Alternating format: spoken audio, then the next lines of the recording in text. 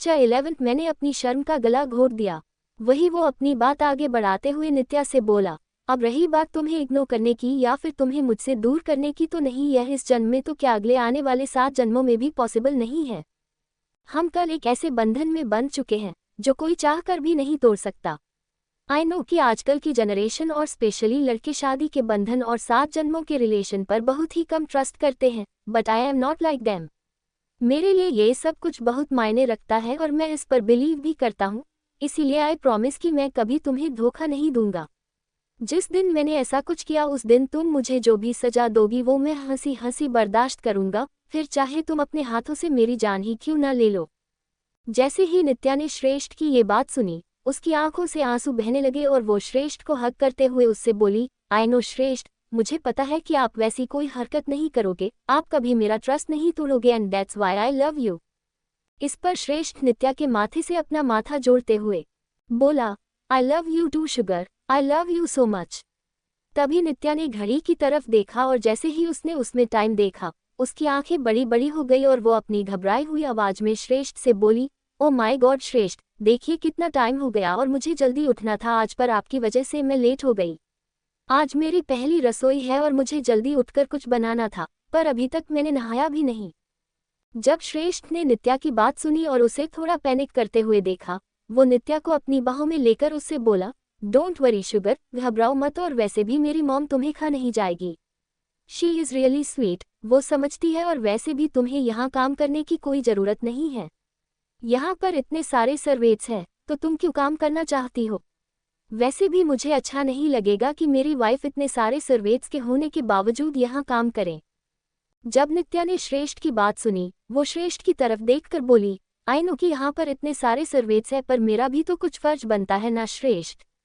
मैं चाहती हूँ कि मैं अपनी फैमिली के लिए थोड़ा बहुत वक्त करूँ, ज़्यादा नहीं पर थोड़ा सा कुकिंग तो कर ही सकते हूँ ना आपके लिए। आप मुझसे मेरा ये हक नहीं छीन सकते पतिदेव। इस पर श्रेष्ठ नित्या को अपनी छोटी सी स्माइल देकर बोला, अच्छा तो आप मेरे लिए खाना बनाना चाहती है? नित्या ने झट से अपना सिर हिलाया, जिसे देखकर श्रेष्ठ मुस्कुराते हुए बोला, तो फिर ठीक है, बनाओ, पर सिर्फ खाना, उसके अलावा कुछ भी नहीं। इस पर नित्या श्रेष्ठ से बोली, हाँ ठीक है, उसके अलावा कुछ भी नहीं, पर अभी फिलहाल के लिए मुझे जाना होगा क्योंकि अच्छा नहीं लगता ना कि शादी के पहले ही दिन घर की बहू इतनी लेट तक सोई रहे और घर में इतने सारे गेस्ट भी तो है। भले ही माँ पापा कुछ बोले या ना बोले, लेकिन बाकियों के तो मुंह खुलेंगे ही ना। जब श्रेष्ठ ने नित्या की ये बात सुनी, उसके एक्सप्रेशन एकदम से बदल गए और वो अपनी सीरियस आवाज में नित्या से बोला, मैंने तुम्हें कल ही बताया था नित्या कि मुझे उन लोगों से कोई फर्क नहीं पड़ता और मैं ये भी नहीं चाहता कि तुम्हें भी उन लोगों से कोई फर्क पड़े। ये लोग सिर्फ दिखावे के लिए होते हैं, बाकी कुछ भी नहीं। वैसे भी मुझे सिर्फ मेरे पेरेंट्स और अब तुमसे मतलब है, बाकी मेरे लिए कोई मैटर नहीं करता। श्रेष्ठ की बात पर नित्या अपना सिर हिलाकर बोली, आई नो, बट हम एकदम से उन्हें ऐसे डिसरिस्पेक्ट नहीं कर सकते ना। कुछ भी हो, पर वो हमसे बड़े हैं और बड़ों की रिस्पेक्ट करनी होती है। हम उनकी यूं ही इंसल्ट नहीं कर सकते। इस पर श्रेष्ठ नित्या के आगे हार मानते हुए बोला, ठीक है बाबा, जैसा तुम चाहो, पर अभी चलो साथ में शॉवर लेते हैं दोनों। जैसे ही नित्या ने श्रेष्ठ की ये बात सुनी, वो अपनी आंखों को छोटा करते हुए श्रेष्ठ की तरफ देखकर बोली, साथ में शॉवर क्यों? अब श्रेष्ठ नित्या के गले पर किस करते हुए बोला, क्योंकि इसमें हमारा ही काफ़ी फ़ायदा है। जैसे कि इससे टाइम भी बचेगा और पानी भी। इसके अलावा हमारे बीच में जो प्यार है वो लाख गुना और ज़्यादा बढ़ेगा। अभी चलो, ज़्यादा नखरे नहीं, साथ में शावर करते हैं, और अगर तुमने अब मना किया तो मैं तुम्हें आज रूम से बिल्कुल भी बाहर नहीं जाने दूंगा। जब नित्या ने श्रेष्ठ की ये बात सुनी, उसकी आंखें बाहर ही आ गई और वो अपने मुंह पर हाथ रखकर अपनी बच्चों वाली आवाज़ में उससे बोली, हाँ श्रेष्ठ, अभी आप मेरे साथ ये सब भी करोगे? आपको शर्म नहीं आती? आप अपनी बीवी के साथ ऐसा सब कैसे कर सकते हो? इस पर श्रेष्ठ अपना सिर ना में हिलाकर नित्या से बोला, नहीं, कल मैंने अपनी शर्म का गला घोट दिया। अब मेरे अंदर शर्म नाम का कोई भी इमोशन नहीं है। मैं अब से बेशर्म बन चुका हूँ, और वैसे भी तुम ही तो मुझसे कहती हो कि मैं बेशर्म इंसान हूँ, तो फिर ठीक है, मैं बेशर्म तो बेशर्म ही सही, पर हाँ, मैं जैसा भी हूँ तुम्हारा ही हूँ और हमेशा रहूँगा। इस पर नित्या श्रेष्ठ के गालों पर किस करते हुए बोली, हाँ ये बात तो अपने 100% सच कही, क्योंकि आप सिर्फ मेरे थे, हो और रहोगे। आप पर मेरे अलावा किसी का हक नहीं है और ना मैं ऐसा कभी होने दूंगी। यू आर जस्ट माइन, सिर्फ और सिर्फ मेरे। इस पर श्रेष्ठ भी अपना सिर हिलाकर सीधे नित्या की आंखों में देखते हुए बोला, हाँ सिर्फ और सिर्फ तुम्हारा, मिसेज नित्या श्रेष्ठ अग्निवंशी। उसकी बात सुनकर नित्या के फेस पर हल्की सी स्माइल आए और फिर श्रेष्ठ नित्या को अपनी गोद में उठाकर उसे लेकर वॉशरूम की तरफ चला गया, जहां उन्होंने अपने वाइल्ड रोमांस के साथ साथ में शॉवर भी लिया। 12 सॉरी प्लीज मत मारिए भाई। श्रेष्ठ और नित्या उनके रूम से बाहर आए और उन दोनों ने एक दूसरे के हाथ पकड़े हुए थे। नित्या ने अभी रेड कलर की बहुत ही सुंदर सी साड़ी पहनी हुई थी, जिसमें वो बहुत प्यारी लग रही थी। उसने बिल्कुल भी मेकअप भी नहीं किया था, सिर्फ आंखों में काजल, माथे में सिंदूर और होठों पर रेड कलर की न्यूड लिपस्टिक लगाई थी। वो सिंपल तरीके से रेडी हुई थी, पर उसके फेस पर अभी जो नेचुरल ग्लो था वो उसे एक अलग ही लुक दे रहा था, जिस वजह से उसके आगे अच्छी अच्छी मॉडल हीरोइन फेल हो जाए, इतनी ज्यादा सुंदर लग रही थी नित्या। जब वो दोनों नीचे आए तभी अनिका जी का ध्यान उन दोनों पर पड़ा और जैसे ही उन्होंने उन दोनों को देखा उनके चेहरे पर प्यारी सी स्माइल आई। वो दक्ष जी की तरफ देखकर उनसे बोली, दक्ष देखिए बच्चे आ गए और साथ में दोनों कितने प्यारे लग रहे हैं ना, कहीं इन्हें मेरी ही नजर ना लगे। अनिका जी की बात पर दक्ष जी मुस्कुराने लगे और जब उन्होंने उन दोनों श्रेष्ठ और नित्या को देखा उनके चेहरे पर भी प्यारी सी स्माइल आ गई। वही उन दोनों न्यूली वेड्स हस्बैंड वाइफ को इतना खुश देखकर नीरव, तारिका और बुआ दादी के चेहरे पर जैसे 12 बजे हुए थे, क्योंकि उन तीनों से उन दोनों की खुशी कैसे हजम होती। अब इसी वजह से उनके चेहरे के एक्सप्रेशन ही बदल चुके थे, उनके चेहरे का पूरा रंग ही उड़ चुका था। उन तीनों को श्रेष्ठ को नित्या के साथ देखकर कुछ अच्छा नहीं लग रहा था, उनका मुंह बन रहा था। सबसे ज्यादा गुस्सा तो तारिका और उसकी दादी को आ रहा था, क्योंकि श्रेष्ठ जैसा लड़का उनके हाथ से जो निकल चुका था। वहीं दूसरी तरफ नीरव का गुस्सा भी 7वें आसमान पर था, क्योंकि जिस नित्या को उसने ठुकराया था वो अभी उसकी भाभी बन चुकी थी, जो वो कभी नहीं चाहता था। जैसे ही वो दोनों नीचे आए, सबसे पहले अनिका जी और दक्ष जी ने उन दोनों को हक किया और उन्हें गुड मॉर्निंग विश किया। उसके बाद नित्या अनिका जी की तरफ देखकर अपने कान पकड़ते हुए बोली, आई एम सॉरी माँ, मुझे पता है कि आज मेरा इस घर में पहला दिन है और इसके बावजूद मैं लेट उठी हूँ। मुझे आज पहली रसोई की रस्म निभाई थी, पर पता नहीं मेरी आँख ही नहीं खुली, सॉरी। जब अनिका जी ने नित्या की ये बात सुनी, उनके चेहरे पर स्माइल आई और यही स्माइल अभी दक्ष जी और श्रेष्ठ के होठों पर भी थी। वही वो तीनों अपना आड़ा टेढ़ा मुंह बना रहे थे। अनिका जी ने नित्या के गालों को अपने हाथों में थामा और अपनी प्यार भरी आवाज में उससे बोली, कोई बात नहीं बेटा, हो जाता है, और वैसे भी कल तुम्हारा बहुत स्पेशल दिन, सॉरी आई मीन रात थी, तो इट्स ओके। अचानक से उनके होठों पर एक शरारत भरी स्माइल आई और वो नित्या की तरफ देखकर बोली, वैसे भी मुझे कोई प्रॉब्लम नहीं होगी, अगर तुम आज के बाद भी लेट उठो मुझे तो सिर्फ इसी बात से खुशी होगी कि मेरे दोनों बच्चे खुश हैं। वही दक्ष जी श्रेष्ठ के कंधे पर हाथ रखकर अपनी नोटी आवाज में उनसे बोले, तो मेरे शहजादे कैसे रही आपकी फर्स्ट नाइट। इस पर श्रेष्ठ दक्ष जी की तरफ देखकर अपनी प्लेन आवाज में उनसे बोला, हेड आर यू सीरियस, मतलब आप मुझे ये क्या पूछ रहे हो, कुछ तो लिहाज रखो, आप अपने बेटे और बहू से ऐसे क्वेश्चन कैसे पूछ सकते हो यार। इस पर दक्ष जी अपना सिर नामे हिलाते हुए श्रेष्ठ से बोले, अरे तुम तो मेरे फ्रेंड हो और एक फ्रेंड अपने फ्रेंड को सब कुछ बता सकता है, वैसे भी मुझसे क्या छुपाना। अब श्रेष्ठ ने अपना सिर नामे हिलाया और अपने डैड की तरफ देखकर उनसे बोला, फिर भी नहीं, बिल्कुल नहीं। जहां उन दोनों बाप बेटी की मस्ती चल रही थी और वो सास बहू उनके मजे ले रही थी, वही नीरव जलकर पूरी तरह से राख हो गया था। तभी नीरव उन लोगों का अटेंशन अपनी तरफ खींचने के लिए बीच में ही कूदते हुए श्रेष्ठ से बोला, वैसे भी हमें आप दोनों की पर्सनल लाइफ के बारे में जानने में कोई भी इंटरेस्ट नहीं है। अचानक से नीरव की नज़र नित्या पर पड़ी और वो उसे अपनी नफरत भरी नज़रों से घूरते हुए बोला, वैसे भी ये लड़की मेरे ही कॉलेज में पढ़ती है, तो आई नो कि इसका कैरेक्टर कैसा है। ये नित्या आपके लिए ठीक नहीं है भाई, पर आप मेरी बात सुन नहीं रही हो।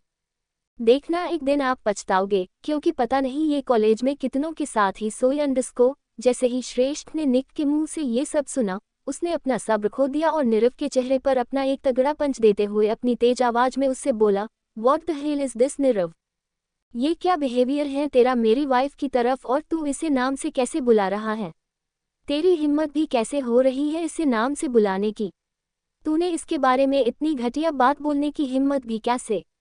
भूल मत अब से ये तेरी भाभी है और तेरे मुंह से इसके लिए इतनी गंदी बात निकली ही कैसे। जहां श्रेष्ठ अभी गुस्से में बौखलाया हुआ था, वही नित्या को यकीन नहीं हो रहा था कि नीरव उसके बारे में इतना सब गंदा सोच सकता है और वो इतने लोगों के आगे बोल भी सकता है। उसे अभी बहुत ज्यादा अनकंफर्टेबल फील हो रहा था, जिस वजह से उसकी आंखों में नमी तैर गई थी और उसकी आंखों से आंसू भी बाहर लुढ़कने लगे थे। जहां नीरव की बात सुनकर श्रेष्ठ, अनिका जी और दक्ष जी पूरी तरीके से आग बबूला हो चुके थे, वही तारिका और उसकी दादी मन ही मन खुश हो रही थी। वहां मौजूद कुछ गेस्ट अभी नित्या को अपनी अजीब सी नजरों से देख रहे थे, आपस में ही बातें कर रहे थे। जैसे ही नित्या ने उन सब की नजरें अपने ऊपर महसूस की, उसे बहुत ज्यादा अजीब लगने लगा, जिस वजह से वो अपने आप को कंट्रोल करने के लिए अपनी ही हथेली में अपने नाखून घुसाने लगी, जिससे अभी हल्का सा खून बहने लगा था और अपनी सिसकियां कंट्रोल करने के लिए उसने अपने होठों को अपने दांतों तले कस के दबाए रखा था। जब नीरव ने श्रेष्ठ की बात सुनी और उसका पंच खाया, उसके अंदर के आग और ज्यादा भड़कने लगी, जिस वजह से वो नित्या को घुरकर श्रेष्ठ से बोला, भाई ये मेरे से छोटी है अंडस्को। अब श्रेष्ठ ने नीरव का कॉलर पकड़ा और उस पर चिल्लाते हुए बोला, ये भले ही इससे छोटी है पर रिश्ते में तुझसे बड़ी है, तो तू आज से इसे भाभी बुलाएगा। आइंदा से अपनी भाभी पर इतने घटिया इल्जाम लगाने से पहले एक बार ये भी सोच लेना कि ये सब करने के बाद तेरा बड़ा भाई तेरा क्या हाल करेगा, क्योंकि मैं सब कुछ बर्दाश्त कर सकता हूँ, लेकिन मेरी बीवी पर इतने घटिया इल्जाम लगाने की कोशिश करने वालों को मैं जान से मार दूंगा, फिर मुझे इस बात से कोई फर्क नहीं पड़ेगा कि वो मेरा सगा भाई है या फिर मेरा बेस्ट फ्रेंड। उसकी इस बात ने नीरव के जख्मों पर और नमक छिड़क दिया, जिस वजह से वो अपने भाई के हाथ से अपना कॉलर छुड़ाकर अपनी अकड़ भरी आवाज में उससे बोला, सॉरी भाई पर मैं इस गवार लड़की को अपनी भाभी कभी एक्सेप्ट नहीं करूंगा। जब मैंने इससे शादी करने से मना कर दिया तो इसके लालची माँ बाप ने इसे आपके पल्ले बांध दिया। जैसे इसके माँ बाप हैं, वैसे ही भी है गोल्ड डिगर्स को। अब श्रेष्ठ की लिमिट क्रॉस हो गई थी, क्योंकि नीरव पहले ही दिन उसकी बीवी के लिए इतने गंदे वर्ड्स यूज कर रहा था, वो भी अपने ही छोटे भाई के मुंह से। एक बार के लिए श्रेष्ठ सब कुछ सहन कर सकता था, लेकिन अपनी बीवी की डिसरिस्पेक्ट बिल्कुल भी नहीं। अब श्रेष्ठ का गुस्सा उसके कंट्रोल से बाहर हो चुका था, जिस वजह से उसने ना आव देखा ना ताव और सीधे अपने पैंट से उसका चमड़े का बेल्ट निकाल लिया। जब उन लोगों ने श्रेष्ठ की इस हरकत को देखा, उन सब की आंखें फटकी फटी रह गई, क्योंकि श्रेष्ठ के पेरेंट्स और उन तीनों तारिका, बुआ, दादी और नीरव को ये पता था कि श्रेष्ठ आगे क्या करने वाला है। श्रेष्ठ ने अपने बेल्ट को अपने हाथ से लपेटा और फिर उसे हवा में लहराने लगा, जिसे देखकर तारिका डर की वजह से श्रेष्ठ को रोकने की कोशिश करते हुए बोली, श्रेष्ठ अंडस्को। पर श्रेष्ठ ने उसकी बात को पूरी तरह से इग्नोर किया और अगले ही पल वो नीरव को अपने उस चमड़े के बेल्ट से मारते हुए उससे बोला, क्या बोला तूने और तेरा मुंह कैसे खुला ये सब बोलने के लिए, ऐसे वर्ड्स वो भी मेरी वाइफ के लिए यूज करने के लिए। अब श्रेष्ठ को इससे फर्क नहीं पड़ रहा था कि वो कैसे जानवरों की तरह अपने भाई को पीट रहा था, उसे सिर्फ यही दिखा रहा था कि उसने नित्या की इंसल्ट की, वो भी इतने लोगों के आगे। वहीं जब नित्या ने श्रेष्ठ की ये हरकत देखी, उसका दिल अंदर से कांप गया, क्योंकि वो खुद भी नहीं जानती कि जिस ईसा ने कल उसे इतना प्यार दिया, उसके साथ इतने सॉफ्ट तरीके से पेश आया, वो असल में इतना ज्यादा खतरनाक भी हो सकता है, जो अपने भाई को बेरहमों की तरह मारे। जहां सबको डर लग रहा था, वहीं दक्ष जी और अनिका जी के चेहरे पर एकदम खाली एक्सप्रेशन थे। न ही उनके चेहरे पर गुस्सा था और न ही अपने बेटे को उसके ही बड़े भाई के हाथों मार खाते हुए देखने की तड़प थी। वही श्रेष्ठ निक को अपने बेल्ट से मारते हुए आगे उससे बोला, लड़कियों की रिस्पेक्ट करनी नहीं आती ना तुझे? आज मैं तुझे लड़कियों की रिस्पेक्ट कैसे करते हैं सिखाता हूँ, ताकि आगे तू कभी भी मेरी नित्या से बदतमीजी ना कर पाए। निक मार खाने की वजह से अधमरा सा हो गया और वो श्रेष्ठ के आगे गिड़गिड़ाते हुए बोला, भाई अंडस्को, भाई नहीं भाई, सॉरी प्लीज मत मारिए ना। पर श्रेष्ठ को उस पर जरा भी रहम नहीं आया और वो गुस्से में उस पर अपने बेल्ट की मार बरसा कर अपने दांत पीसते हुए बोला, ये सब तुझे पहले ही सोच लेना चाहिए था। अब गलती की है तो उसकी सजा भी भुगतनी होगी। अब नीरव से बर्दाश्त नहीं हो रहा था और वो दर्द के मारे तड़प रहा था, रो रहा था। इसके साथ ही साथ अपने भाई से बार बार रिक्वेस्ट कर रहा था, आन भाई रुकिए प्लीज। जब उसने देखा कि उसका भाई आज रुकने के मूड में नहीं है, तब उसने अपने मॉम डैड की तरफ देखा और उनके आगे हाथ जोड़ते हुए उनसे रिक्वेस्ट करते हुए बोला, मॉम डैड हेल्प मी, आई डैड। जब उसने देखा कि उसका भाई आज रुकने के मूड में नहीं है, तब उसने अपने मॉम डैड की तरफ देखा और उनके आगे हाथ जोड़ते हुए उनसे रिक्वेस्ट करते हुए बोला, मॉम डैड हेल्प मी, आई डैड। पर दक्ष जी नीरव की तरफ देखकर अपनी गुस्से भरी आवाज में उससे बोले, हम इसे नहीं रोकेंगे क्योंकि जो श्रेष्ठ कर रहा है वो एकदम ठीक कर रहा है। जहां उन्हें कोई फर्क नहीं पड़ रहा था, वहीं नित्या को बुरा लग रहा था क्योंकि उसका दिल काफी साफ और सेंसिटिव था, जिसकी वजह से वो नीरव को मार खाते हुए नहीं देखा पा रही थी। जब नित्या ने नीरव को तड़पते हुए और श्रेष्ठ को उसे जल्लादों की तरह मारते हुए देखा, वो अपने मन में सोचने लगी, हे भगवान, अगर ये ऐसे ही अपने भाई को मारती रहे तो ये मर जाएगा, मुझे ही इन्हें रोकना होगा। नित्या ने एक लंबी सांस ली, क्योंकि अभी उससे भी श्रेष्ठ के आगे जाने में डर लग रहा था। कल के श्रेष्ठ और आज के श्रेष्ठ में जमीन आसमान का फर्क था और वो नहीं चाहती थी कि उसकी एक गलती उससे उसका वो श्रेष्ठ छीन ले जिसे उसने कल देखा था। नित्या धीरे से श्रेष्ठ की तरफ आए और उसे रोकने की कोशिश करते हुए उससे बोली, श्रेष्ठ प्लीज रुक जाइए। तेरा मैं अपने पति के दम पर उड़ रही हूँ।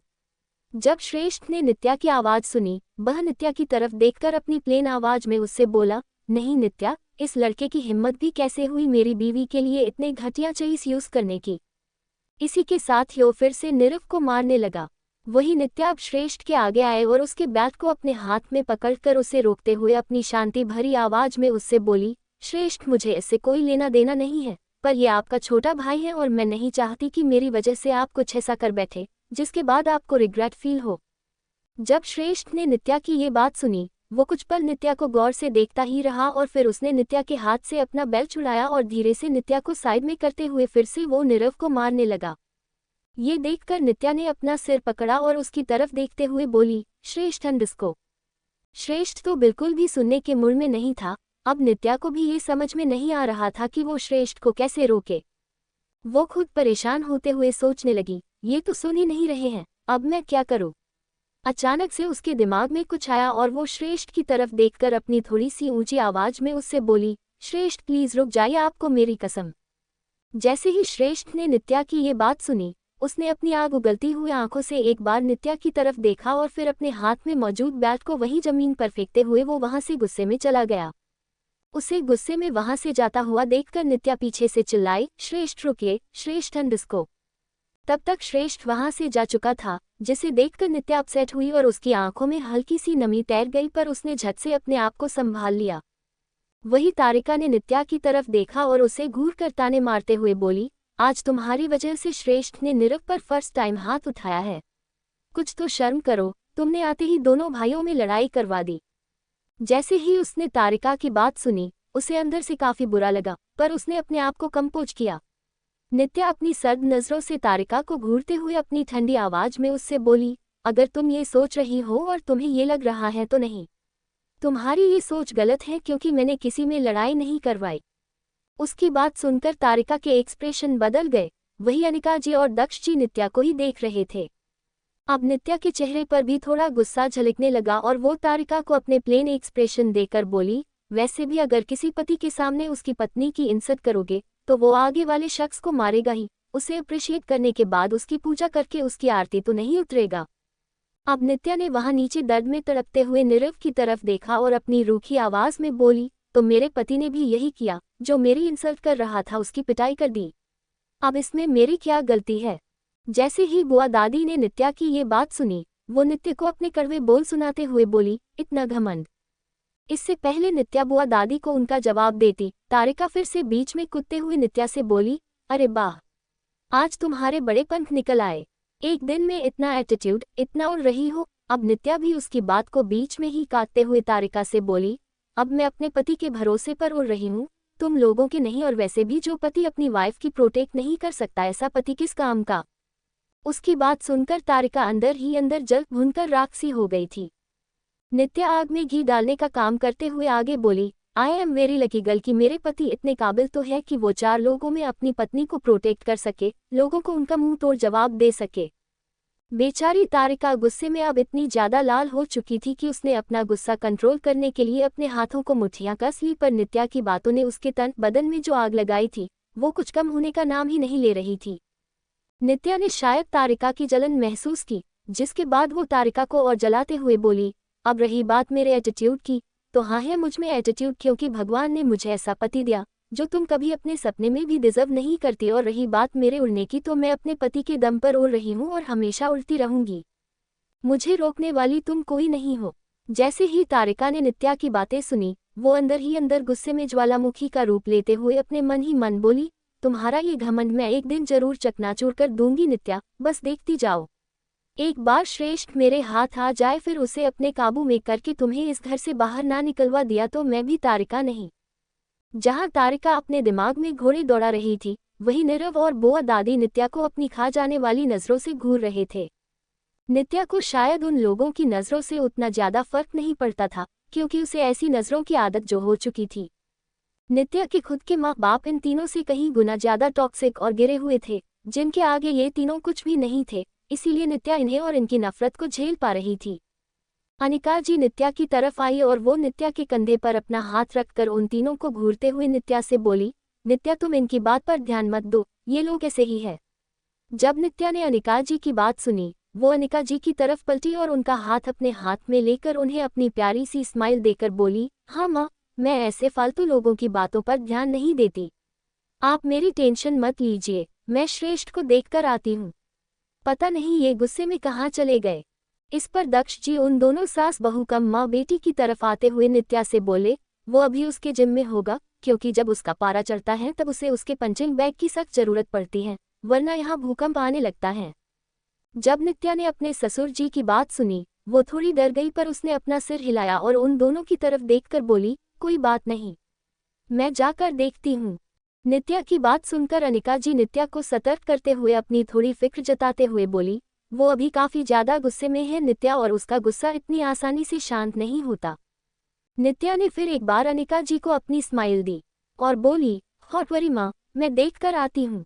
दक्ष जी ने अपना हाथ नित्या के सिर पर रखा और प्यार से उसके बालों को सहलाकर बोले, ध्यान से बेटा। नित्या ने बस अपना सिर हिलाया और एक नज़र उन तीनों नीरव, तारिका और बुआ दादी की तरफ देखने के बाद वहां से जिम की तरफ चली गई, जो घर में ही था। नीरव नित्या के जाते हुए अक्स की तरफ देखकर गुस्से में अपने दांत पिसते हुए सोचने लगा, तुम्हारी वजह से मेरे भाई ने आज पहली बार मुझे उनकी बैट से मारा है, और इसका बदला मैं तुमसे जरूर लूंगा नित्या। बस देखती जाओ कि मैं तुम्हारे साथ क्या करता हूँ। ना मैंने तुम्हारा यहाँ जीना मुश्किल कर दिया, तो मेरा नाम भी नीरव अग्निवंशी नहीं। नित्या ने एक मेड को जिम की डायरेक्शन पूछी, जिसके बाद वो जिम की तरफ आई। वहाँ का जिम रूम काफी ज्यादा बड़ा था और वहाँ हर एक छोटी बड़ी एक्सरसाइज मशीन थी, वो भी बेस्ट कंपनीज की। नित्या अभी भी रूम के बाहर ही खड़ी थी, उसे अंदर जाने में डर लग रहा था, क्योंकि आज उसने श्रेष्ठ का कुछ नया रूप देखा था, जिस वजह से वो थोड़ी डरी हुई थी। पर नित्या को ये भी पता था कि श्रेष्ठ उसे हर्ट नहीं करेगा, जिस वजह से उसने एक लंबी सांस भरी और धीरे से जिम रूम का दरवाजा अंदर की तरफ खोला। नित्या उस छोटी सी गैप से अंदर की तरफ झांकने लगी, जहां श्रेष्ठ उसे उसके हैवी पंचिंग बैग को पंच करते हुए देखा। श्रेष्ठ के पंच करने की एबिलिटी इतनी ज्यादा थी और यो जिस ताकत से उसे पंच कर रहा था, उस पर से ही नित्या समझ गई थी कि श्रेष्ठ कितना ज्यादा गुस्से में होगा। उसे देखकर नित्या क्यूटली अपने दांतों तले उंगली दबाकर खुद से ही बोली, अरे बाप रे, यहाँ तो सच में आग लगी हुई है। नित्या तुझे बहुत ध्यान रखना होगा कि इस आग में कहीं तू ही ना जल जाए। गनु बाप्पा, मेरी मदद करना। अपने आप से फाइट करने के बाद नित्या ने अपने तेजी से धड़कते हुए दिल को शांत किया और दरवाजा पूरा खोलकर यो अंदर आते हुए अपनी धीमी आवाज में बोली, श्रेष्ठ अंडस्को। श्रेष्ठ ने ना ही नित्या की तरफ देखा और ना ही उसने पंचिंग बैग को पंच करना बंद किया। वो अपनी प्लेन आवाज में ही नित्या से बोला, क्यों आई हो यहाँ?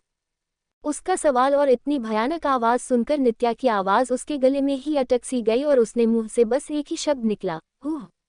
अब श्रेष्ठ ने अपना एक ही तगड़ा पंच पंचिंग बैग पर दिया, जिस वजह से वो बैंग श्रेष्ठ की तरफ आया, पर श्रेष्ठ ने उसे सही समय पर पकड़ लिया। श्रेष्ठ ने वो बैग तो सही समय पर पकड़ लिया, पर जब नित्या ने उस बैग को पूरी तेजी से श्रेष्ठ के चेहरे की तरफ बढ़ते हुए देखा, उसकी आंखें डर की वजह से बाहर ही आ गई। पर जब उसने देखा कि श्रेष्ठ ने उस बैग को रोक दिया, तब जाकर उसकी जान में जान आई। श्रेष्ठ ने नित्या की तरफ देखा और जब नित्या ने श्रेष्ठ की गुस्से में लाल आंखें देखी, वो डर गई और उसके हाथों में पसीना छूटने लगा, क्योंकि इस वक्त श्रेष्ठ बहुत ज्यादा खतरनाक लग रहा था। श्रेष्ठ ने नित्या के चेहरे पर डर देख लिया, पर वो अभी काफी गुस्से में था, जिस वजह से वो अपनी प्लेन आवाज में नित्या से बोला, नित्या मैं अभी बहुत ज्यादा गुस्से में हूँ और मैं ऐसे में तुम्हें हर्ट नहीं करना चाहता, तो जाओ यहाँ से, यही तुम्हारे लिए बेहतर होगा। श्रेष्ठ की बात सुनकर नित्या भी अपनी जिद में अड़ते हुए श्रेष्ठ से बोली, शादी की है, 7 फेरे लिए हैं आपके साथ, वो इसीलिए नहीं कि मैं आपका साथ छोड़ दूँ। श्रेष्ठ नित्या की इस बात से पूरी तरह से सरप्राइज था, क्योंकि उसे लगा था कि नित्या डर के मारे घबरा कर वहां से चली जाएगी, पर नहीं, ऐसा नहीं हुआ। नित्या बिना डरे श्रेष्ठ की गुस्से में आग उगलती हुई लाल आंखों में देखकर बोली, आप चाहे जो भी करे, जितना भी गुस्सा करे, मैं यहाँ से नहीं जाऊंगी श्रेष्ठ। अब श्रेष्ठ नित्या की तरफ धीरे धीरे अपने कदम बढ़ाते हुए अपनी गहरी आवाज में चोला, इसका मतलब तुम मेरी बात नहीं सुनोगी।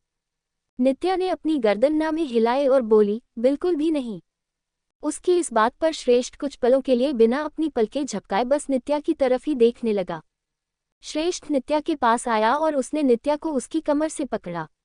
उसने नित्या को अपनी तरफ खींचा जिस वजह से उसकी पूरी बॉडी श्रेष्ठ की बॉडी से टकराए और उसने झट से अपने दोनों हाथ श्रेष्ठ के सख्त सीने पर रख दिए। अभी वो दोनों एक दूसरे के इतने करीब थी कि उनकी गर्म सांसें आपस में घुल रही थी।